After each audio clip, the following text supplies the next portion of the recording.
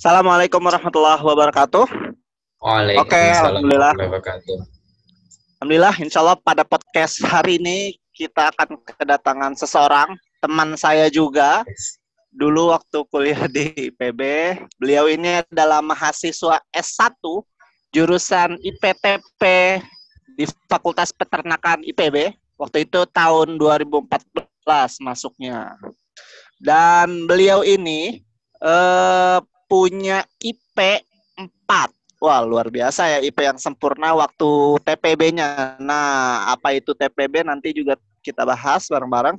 Selanjutnya beliau ini juga pernah ikut MTQ, juara MTQ di IPB. Terus dia juga ikut MTQ nasional juga ya. Lalu selanjutnya beliau ini juga ikut Suiji. Apa itu Suiji? Kita akan bahas juga nanti. Dan terakhir beliau ini bisnis kelinci. Mari kita sambut. Ini dia tempat saya, Agus Hairullah. Allah.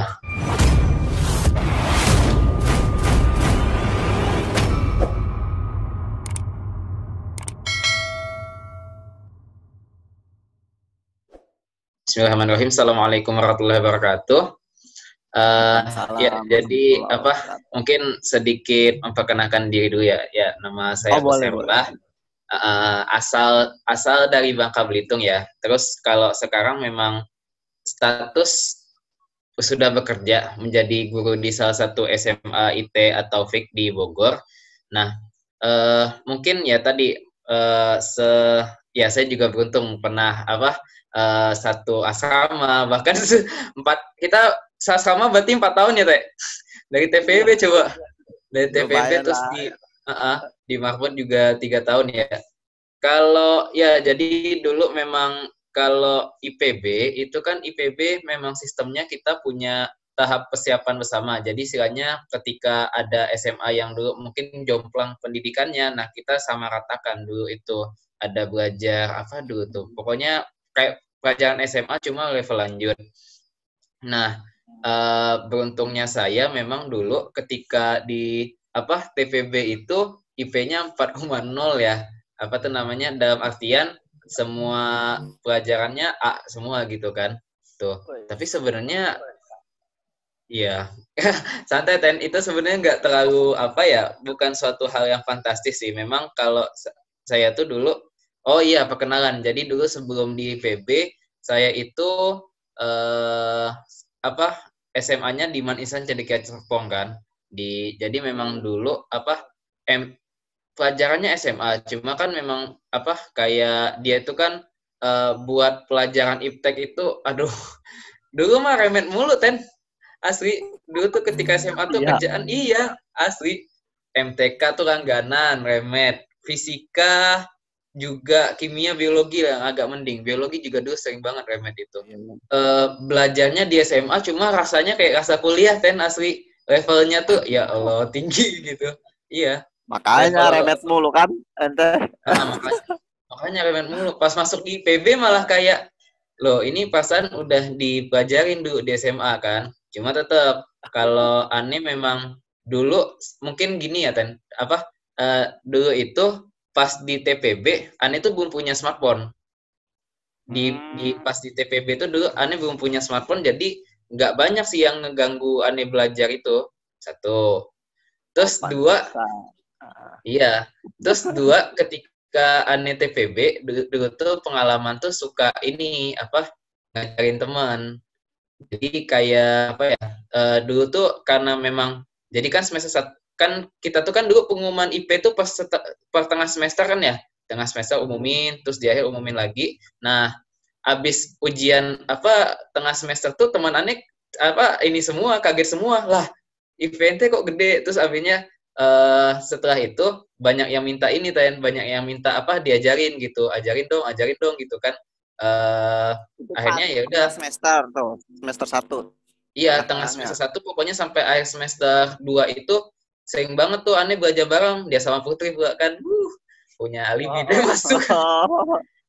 Jadi buat yang nggak tahu, IPB itu kan mewajibkan asrama ya. 1 tahun, 2 semester. Jadi ada asrama putra, itu khusus yang laki-laki, ada asrama putri. Nah, biasanya kalau belajar bareng, langganan tuh anak-anak tingkat 1. Tingkat 1 itu semester 1, semester 2 ya. Nah, biasanya Iya, rata-rata belajar bareng itu di asrama putri gitu ya. Ya. Iya. Pokoknya apa komplek asrama putri yang situ tuh udah aneh masukin semua dulu mah. Ada yang minta dia A1, A2, A3.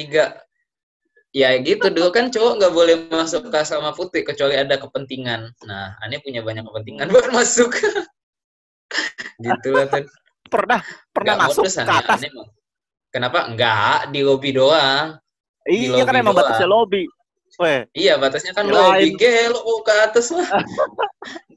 Enggak lah, di lobby doang. Gitu. Iya. Nah, tapi memang apa dulu tuh pernah dapat ini ya, pernah dapat kayak dapat bahwasanya ketika kita itu belajar, kalau kita tuh cuma belajar aja itu masuknya paling 20-30%-an. Nah, ketika kita udah mulai praktekin, kita tulisin, kita iniin apa, itu naik tuh persentasenya sampai 50% kita ingat. Nah, kalau udah sampai tahap diajarin itu insya Allah lebih jos lagi tuh sampai 80-90%-an. Saya lupa sumbernya dari siapa, cuma kalau ya mungkin kalau teman-teman istilahnya mau banyak ingat pelajaran, coba aja ngajarin. Dan itu juga apa tips ini aneh pakai sampai ini aneh pakai sampai pas masuk apa udah masuk jurusan tuh juga aneh kadang diminta teman buat ngajar tuh kan. Kadang ya gitu pas ngajar nggak tahu, pas malamnya tiba-tiba tahu jawabannya. Oh, ternyata maksudnya pelajaran ini kayak gini. Nah, itu mungkin ya walaupun aneh ini ya, walaupun apa tuh namanya? Ketika masuk di jurusan itu IP-nya agak turun, tapi nggak turun-turun banget lah gitu. Jadi ya. Yang pertama dulu jarang nggak pegang HP ya. Oh, emang HP masalah nih berarti. Iya. Yang kedua ngajarin ya. Ngajarin. Yang selanjutnya nih. Jadi kan aneh tuh sering lihat ya, kan kita deketan tuh waktu tinggal di asrama itu kita deketan kamarnya. Tanggaan. Enten tuh nonton mulu di kebanyakan ya aneh lihat nih. Nonton, main. Cara belajarnya gimana sih emang supaya efektif, supaya belajar maksudnya gimana tuh? Oke. Nah, mungkin apa ya tadi banyak orang yang kayak komen, Gus ente nonton jalan mulu tapi IP kok gede gitu kan. Sebenarnya simpel. Satu, memang aneh tuh nonton, tapi tuh berjadwal ada jadwalnya khusus. Jadi aneh tuh nggak tiap saat nonton gitu. Jadi kalau belajar dulu gitu sistemnya, aneh tuh belajar dulu, bosan baru nonton gitu kan. Itu satu. Terus apa kayak ya itu kalau aneh memang kita tuh harus tahu ini kita tuh harus tahu apa jam belajar kita terbaik tuh di jam berapa. Kalau aneh itu kan memang belajar itu habis isya paling sejam atau setengah jam lah, sejam, terus habis itu ya udah entah langsung tidur atau misalnya nonton dulu kan, kecuali kalau mau ujian. Nah kalau ujian kan mungkin kita agak lamaan ya apa tuh namanya belajarnya. Nah cuma ya itu tadi ujian yang lain belajar ente nonton. Astagfirullahaladzim. Ya itu apa tuh namanya ujian ya kadang aneh yang tergantung ujiannya juga sih. Kalau aneh rasa nggak terlalu susah ya kadang nonton aja. Nah cuma ya balik lagi aneh juga apa kalau bangun malam tuh misalnya bangun malam deket-deket tahajud tuh itu juga ngebaca lagi dan itu juga buat aneh efektif gitu kan. Soalnya kalau malam tuh biasanya mumet, kalau pagi kan agak segar gitu ya itu. Nah itu 1, 2. Nah yang ketiga nih justru yang menurut aneh paling penting, ketahui istilah kayak ketahuin inilah apa potensi diri lah. Aneh dulu memang ya aneh akui mungkin ada potensi di tingkat apa ya kecerdasan tuh kan jadi ada 8. Nah aneh tuh di kecerdasan yang hubungan dengan mata kuliah itu memang ada gitu, kecerdasan numerik apa hafalan pokoknya yang hitung-hitungan ngapal segala macam. Cuma kalau misalnya teman-teman udah merasa oh kok kayaknya saya tuh udah belajar mati-matian kok nggak masuk mungkin bukan masalah teman itu nggak pintar, tapi mungkin ada kecerdasan lain yang teman-teman tuh belum sadar gitu loh. Itu istilahnya kayak sadar nggak sih? Iya nggak sih kan? Abis apa lulus kuliah itu banyak teman-teman yang dulu biasa-biasa aja, pas udah nggak kuliah tuh kayak melejit gitu loh. Kecerdasannya tuh kayak terbongkar gitu. Jadi kan ada kecerdasan kayak kecerdasan sosialisasi sama orang, kecerdasan memahami diri sendiri itu kan juga penting. Jadi jangan langsung ngejudge, oh saya bodoh gitu. Mungkin kecerdasan teman aja belum terbangun gitu. Kalau saya sih mikirnya gitu. Jadi jangan terpaku IP doang. Betul betul. Jadi Nah, dari teman-teman saya yang satu asrama ini, ya, yang satu asrama waktu tingkat satunya, mereka itu banyak benar yang tadi kata Hairul ya, pada melejit di bidangnya masing-masing. Emang kita lagi mencari aja sih sebenarnya. Kalian belum tahu aja mungkin si kalian tuh lebih cenderung kemana tadi yang Hairul bilang ya, kecerdasan itu lebih ke arah kemana gitu. Silakan cari aja kecerdasan kalian itu ada di mana dan kembangkan. Gitu ya. cerita lagi sedikit IP lah ya tentang IP itu. Ketika Ani tuh pokoknya dari semester 3, 4, 5, 6 tuh puncaknya semester 6 tuh Ani turun banget IP itu sampai 3,4. Itu ya mungkin masih tinggi lah ya beberapa teman, cuma Ani turunnya IP segitu di 3,4 itu. Nah, cuma ya itu akhirnya nyadar, oh ternyata belajar tuh bukan soal IP. Percuma IP tinggi kalau nggak ada pengalaman gitu kan. Akhirnya Ani mulai nyari pengalaman lain, misalnya ya dulu mungkin udah punya banyak teman, cuma Ani tambah lagi gitu. Terus mulailah magang, terus habis itu mencoba PKM lah, yang bisnis lah, itu lebih bermanfaat daripada kalau misalnya cuma orientasinya IP. Ya tergantung sih, ngejar IP juga bukannya nggak bermanfaat, cuma akan lebih baik kalau skill-skill penunjang lain itu juga di ini gitu, diasah gitu, jangan main IP doang gitu loh. Jadi sayang banget ya kalau kuliah itu, apalagi kalian kuliahnya di negeri, cuma ngejar IP tanpa memperdulikan silaturahim ke teman-teman yang lain ya, bergaul maksudnya gitu-gitunya ya. Karena itu salah satu yang penting banget, bergaul ke teman-teman juga ya. Apalagi kayak orang kayak aneh, bergaul kayak ente ya. Enggak, saya punya banyak teman tuh nguntungin kok. Nih kayak kita bahas yang satu-satu ya. Nah, jadi pertama Agus ini adalah mahasiswa IPB, S1-nya itu di jurusan IPTP, Fakultas Peternakan. Nah kan tadi kan kita sering pakai singkatan-singkatan ya, IPTP gitu. Terus IPTP. Kalau Fakultas Peternakan itu FAPET. Bisa dijelasin ya secara singkat, dulu awalnya kenapa ente itu milih jurusan IPTP, terus IPTP itu apa, gimana belajar apa aja, nanti itu kira-kira jadi apa sih IPTP itu lulusannya gitu. Coba diceritakan, Gus. Oke, berarti kita flashback ke 7 sampai 8 tahun yang lalu ya. Jadi dulu pokoknya pas senam PTN tuh. Dulu kan ceritanya pas senam PTN, gini Ten, dulu tuh kan ada sistem blacklist kan ya. Nah, ada sistem ketika nah jadi kakak kelasan itu ceritanya gini, ada yang ngambil di UI. Kan kalau sekolahannya kan dulu ITB oriented banget ya. Oke, cerita dikit. Angkatan aku aja tuh yang masuk ke ITB tuh dari 120 orang, masuk itu 36 orang, dan banyak banget. Masya Allah. Nah, tapi emang ya itu dulu tuh ada insiden, jadi ada kakak kelas ngambil di ITB jalur undangan, cuma pas keterima dia kan keterima di luar negeri ya. Nah, dia ngambil di luar negeri, imbasnya kakak kelas setahun di atas Ane itu undangannya diterimanya dikit. Nah, Ane kan pesimis. Dulu tuh maksudnya nggak pernah kepikiran masuk IPB kok. Dulu tuh kepikirannya sebentar. Kakak kelas itu nggak ngambil di ITB, imbasnya jadi diterimanya sedikit di blacklistnya. Jadi bukan nggak diterima sama sekali itu. Iya, bukan nggak diterima sama sekali. Ada, cuma yang biasanya belasan itu cuma 2, tiba-tiba anjlok banget. Oh, cuma itu kakak kelas satu tingkat di atas. Dua tingkat. 2 tingkat di atas. 2 tingkat di atas yang kena efeknya. Nah, 2 tingkat di atas itu ya udah, kakak kelas yang di bawah itu langsung kena efeknya. Nah, Ane tuh pas itu pesimis, akhirnya aduh masuk ITB atau enggak. Akhirnya ya udah pas ada sosialisasi IPB, Ane tuh udah akhirnya mikirin, oh kayaknya Ane ngambil IPB aja deh, biar ini gitu, biar mungkin peluangnya gede lah ya. Cuma beda satu huruf kan ya? Iya. Tempatnya juga nggak jauh kan. Terus akhirnya ya udah terus Ane baru kepikiran IPB tuh di kelas 3. Kelas 1 belum kepikiran lah ya. Nah, kelas 2 tuh pengennya di ITB gitu, walaupun pengennya ngambil yang fisikanya dikit. Ane tuh dulu nggak suka banget fisika. Makanya Ane heran, ente kok suka fisika gitu.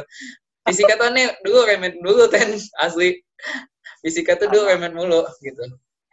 Nah, akhirnya pas masuk ke ITB memikirkan IPB pun itu kan maksudnya aneh tuh dulu mikirnya ya udah IPB itu yang aneh kenal cuma 3, kedokteran hewan, AGH, agronomi dan hortikultura, sama ilmu teknologi pangan. Nah, aneh tuh dulu pilihan 1 ilmu teknologi pangan dulu. Cuma nah pilihan 2 tuh aneh pilihan 2 tuh dulu aku tuh nyari-nyari kayak mau ngambil di perikanan kah, karena ini kan di provinsi kepulauan ya, cuma kok kayaknya nggak tahu minat. Terus habis itu aneh tuh lupa dulu tuh antara yang tadi perikanan atau di pertanian kah di AGH. Dulu kan aneh cuma ya bergaya banget ya naruh AGH di pilihan kedua, ngaco banget emang dulu. Terus habis itu ya udah ngambil peternakan kan dulu zaman kita 2014 itu kan cuma ada 2 kan, pakan itu kan yang pokoknya berkaitan dengan makanan hewan gitu, dan kayak si Prastio. Nah, sama si ini apa tuh namanya yang di produksi dulu tuh masih ngurusin budidaya sama hasil. Nah, 2 tahun di bawah nih baru dipisah, ada produksi yang ngurusin budidaya sama hasil, ngurusin pengolahan hasil ternaknya itu sendiri, berbeda, terpisah.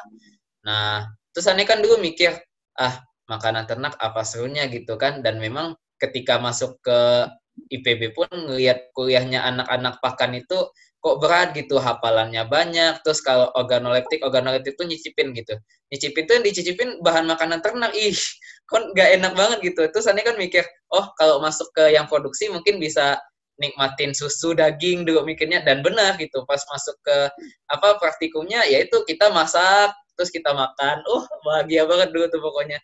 Nah, akhirnya bismillah aneh pilih itu pilihan kedua, alhamdulillah lolos gitu alhamdulillah lolos. Dulu awalnya ya kok pilihan 2 yang lolos, cuma setelah dipikir-pikir lagi aneh tuh kayaknya semangat buat SBM tuh juga udah nggak ada gitu. Jadi ya udah nggak masalah deh gitu.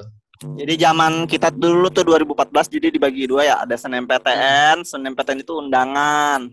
Terus ada SBMPTN itu ujian tulis gitu ya.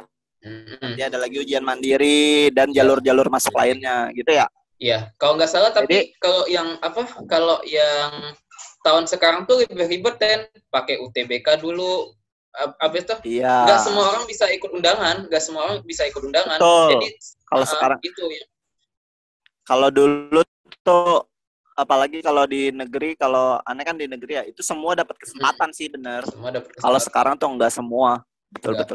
Dipilih. Nah, itu ribet pokoknya. Kalau ngelihat sistem sekarang tuh kok susah kayaknya anak-anak yang SMA ya udahlah. Tapi terus sekarang kan juga zaman corona ini akhirnya ya udah, akhirnya via raport doang gitu kan, nggak tahu sih, SBM-nya kan akhirnya kan cuma 1 TPS aja gitu, tes pengetahuan skolastik, yang lain-lainnya enggak lagi gitu sih. Nah, lanjut ya Gus. Yuk. Jadi menariknya Agus ini, waktu dia jadi mahasiswa S1 dulu pada zamannya, dia pernah juara MTQ IPB. Lalu lanjut lagi ke MTQ nasional. Wah. Jadi kalau untuk kalian yang mahasiswa, khususnya yang muslim nih, pasti tahu nih lomba MTQ itu apa. Biasanya anak-anak masjid di kampus pasti tahu MTQ itu apa dan kayak gimana gitu. Terus, jadi MTQ itu apa? Ente ikut lomba yang cabang di MTQ bisa sampai menang gitu, dan gimana suka dukanya dalam perjuangan MTQ ente? Nah, jadi dulu itu gini, kan dulu tuh kan TPB kan aneh nyantai ya, maksudnya bahasa Inggris udah nggak perlu tes lagi. Dulu kan ada pelajaran yang kayak, kita kan ada matrikulasi ya, pelajaran pas bulan pertama di kuliah itu. Nah, pas matrikulasi aneh dapat A, jadi nggak perlu ngambil lagi. Terus bahasa Inggris tesnya juga udah dapat A, aneh nggak perlu ngambil lagi. Kayaknya yaudah, hidup aneh di TPB tuh penuh dengan kekosongan gitu. Kayaknya yaudah, apply kayak di bantuin anak Omda, bantuin di organisasi, LDK dan lain-lain. Kosong pokoknya aneh tuh cari-cari ini kegiatan, exchange juga udah mulai nyari info, walaupun exchange nanti kita ada pembahasan sendiri. Terus kayak lomba-lomba juga aneh coba-coba nyari. Nah, kalau karya ilmiah sampai aneh lulus belum ada yang sampai juara sih. Cuma akhirnya buat MTQ ini MTQ ini kan istilahnya musabakoh. Awalnya tuh musabakoh tilawatil Quran. Cuma cabangnya ada banyak banget. Ada debatnya, ada syarhil itu kayak pidato, terus ada kayak desain kaligrafi, bahkan kalau di nasional tuh ada desain aplikasi berbasis Al-Quran, terus habis itu, nah aneh itu kalau Fahmil, aneh itu kan ngambilnya di cabang Fahmil. Fahmil itu cabang cepat tepatnya Al-Quran lah gitu, cepat tepat apa tuh namanya? Cerdas cermat ya? Ya cerdas cermat lah, cerdas cermat gitu. Dan aneh memang udah pengen di cerdas cermat ini bukan di PB aja, sudah ada MTS dulu Ten. Jadi kan MTS itu sekolahan itu memang rutin ngirim ke provinsi gitu kan, buat MTQ ini. Nah, dulu tuh udah kepikiran dari MTS itu. Cuma ternyata di SMA prestasi yang kayak MTQ sama olahraga itu nggak terlalu dilombakan. Jadi dulu ya udah MTQ aneh ikut. Dulu juga sebenarnya pas TPB juga pernah ikut lomba silat tapi nggak menang gitu kan, maklum lah masih pemula amatir aneh kan. Nah terus habis itu ya udah ikut MTQ. Yang penting kan MTQ itu kan ada 3 orang. Nah 3 orang itu ya udah berbagi tugas aja. Aku tuh dulu menang memang satu modal aku tuh dibandingin tim lain mungkin kuat. Aneh tuh dulu kan pernah belajar bahasa Arab, pernah belajar bahasa Inggris. Nah itu jadi modal banget gitu buat buat MTQ. Terus juga dulu memang suka belajar sejarah Islam ya, karena kan memang ibrah dari sejarah Islam itu banyak banget dan itu ternyata juga kepake. Nah ya udah untuk kayak bacaan terus hafalan, terus kayak yang lagu-lagu Al-Quran ya itu mah tinggal nyari dari ini aja, orang lain aja gitu. Nah dulu pas ikut pertama itu pas tingkat 1 itu alhamdulillah dapat juara 2. Terus lanjut ke MTQ nasional, cuma pas itu MTQ nasionalnya di UI, jadi nggak jauh-jauh banget. Nah, pas juara 2 tuh si IPB dulu. Dua si IPB. Ya, juara satunya itu kalau ente kenal Kak Alvin Zubaidi itu kan. Nah, itu terus habis itu dulu MTQ lagi tahun 2017 tahun berapa ya? 2017 ya? Yang itu, yang 2017 terus ikut lagi MTQ dan alhamdulillah takdirnya ternyata menang lagi juara 2 dan akhirnya cuma alhamdulillah walaupun yang di Al-Hur ya. Nah, ya juara satunya siapa deh? Aduh, lupa lagi namanya. Lupa. Cuma ya itu alhamdulillahnya ternyata yang juara 1 dia jarang ikut pembinaan. Jadi kan abis juara itu kan ada pembinaan karena mungkin bisa aja dia menang hoki gitu kan, maksudnya pas di awal tuh menang terus habis itu kan dibina biar lebih lebih berkompeten lah gitu, dibina terus habis itu habis pembinaan itu seleksi lagi baru nanti dikirim ke nasional. Alhamdulillahnya itu pas ke Malang aneh yang dipilih gitu kan. Ya paling ya itu doang. Fahmil itu cenderung ini sih, kalau misalnya bahkan pembinaannya itu kan angkatan 45 ya, atau Fahmil juga. Nah kayak bilang Fahmil itu yang paling enak, nggak perlu jaga makanan karena kan Fahmil kan nggak perlu nggak ada pantangan makan kan, ya udah apa yang ada sikat. Yang lain kayak kalau yang apalagi yang harus baca Quran kan nggak boleh gorengan segala macam, Fahmil mas bebas gitu kan. Iya, yang penting mah paham soal aja gitu. Cuma ya tadi Fahmil itu yang aneh ingat itu soalnya tuh diulang-ulang, maksudnya ada kitab soalnya gitu kan, ada buku soalnya. Jadi kayak kalau misalnya ente bisa ngingat isi buku soal itu, ya udah ente juara gitu. Nah, ini cerita dikit ya. Dulu tuh pas kok remaining meeting time. Nah, dulu itu pas tinggal ya dah cerita dikit lagi ya. Nah dulu tuh pas di Malang, ketahuan aneh tuh ingat banget itu dari Unimed, Universitas gitu, Negeri Medan atau apa gitu. Nah dia itu itu membekas banget tuh di kenangan tim aneh, soalnya dia udah bisa nebak jawaban bahkan sebelum soalnya selesai gitu. Dia bukan cuma ingat pakai dia bukan cuma nginget soalnya aja, tapi pakai soalnya tuh inget gitu. Bahkan ada jawaban dia yang salah, cuma karena jawabannya itu sama dengan kunci jawaban juri, dibenerin. Dan itu aneh protes pas itu. Kok jawabannya gitu? Soalnya tentang soal Al-Quran ya. Itu kan nggak mungkin dimanipulasi kan. Ya udah, walaupun kita kalah, cuma di tim-tim lain yang nonton juga salut sama kita karena memang kita berbasis ke pemahaman Quran dan yang berkaitan dengan itu, bukan cuma ngapalin soal doang gitu. Kan fahmil Quran, bukan hifzil kutub, bukan ngapalin buku soal kan, istilahnya gitu. Oh gitu ya. Iya, luar biasa. Gimana perasaan udah sampai MTQ nasional tuh, Gus? Apa yang ente rasain dan suka dukanya gitu? Maksudnya perjuangan di balik itu semua tuh yang paling yang paling berat tuh pas lagi ngapain sih sebenarnya? Sebenarnya perjuangan yang paling berat itu ya itu tadi, pertama istilahnya kan kita sinkron sama tim gitu kan. Satu, sinkron sama tim, terus kedua juga nyari-nyari soalnya itu kan juga perjuangan banget ya kita tuh nyari soalnya itu yang namanya kayak ya itulah pokoknya kita ngumpulin soal dari tahun 2000 berapa nah itu. Terus habis itu ya kita juga harus memahami gitu kan.